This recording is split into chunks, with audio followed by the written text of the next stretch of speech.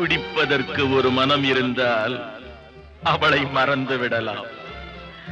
அவளை மறப்பதற்கு ஒரு மனம் இருந்தால் குடித்து விடலாம். ஆனால் இருப்பதோ ஒரு மனது. நான் என்ன செய்தேன், என்ன செய்தேன்?